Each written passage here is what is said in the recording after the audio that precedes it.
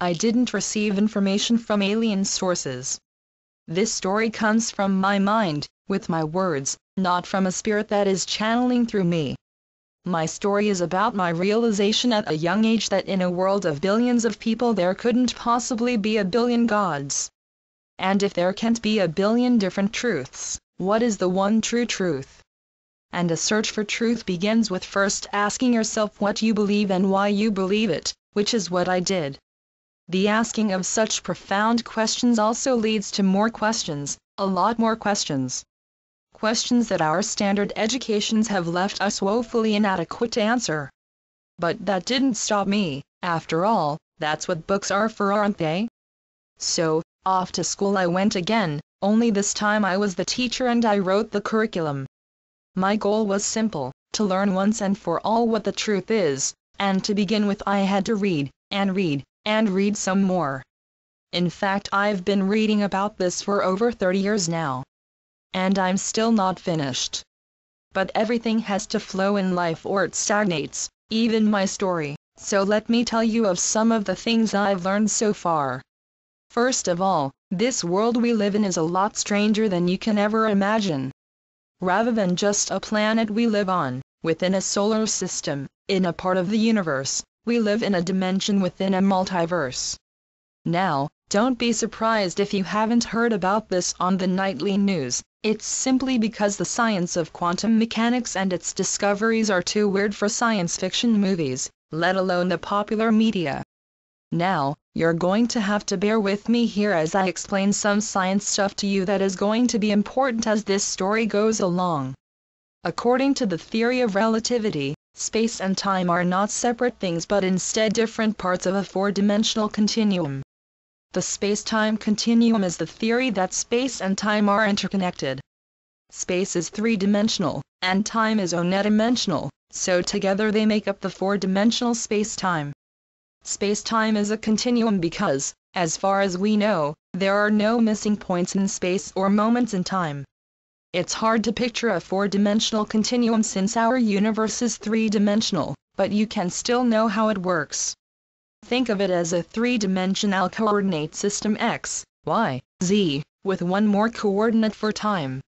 Explaining how space-time works is extremely long and complicated, so we're not going to go into a lot. Stephen Hawking. From his book Black Holes and Baby Universes, Hawking writes that the special theory of relativity describes how objects move through space and time. It shows that time is not a universal quantity which exists on its own, separate from space. Rather, future and past are just directions, like up and down, left and right, forward and back, in something called space-time. You can only go in the future direction in time, but you can go at a bit of an angle to it. That is why time can pass at different rates.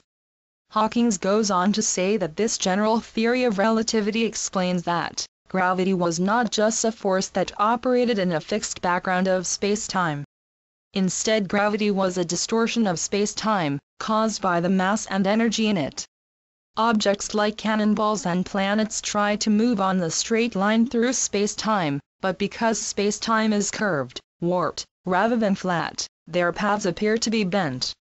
There has been speculation that there are more dimensions that we normally think of. Most scientists will tell you there are four dimensions: east-west, north-south, up-down, time.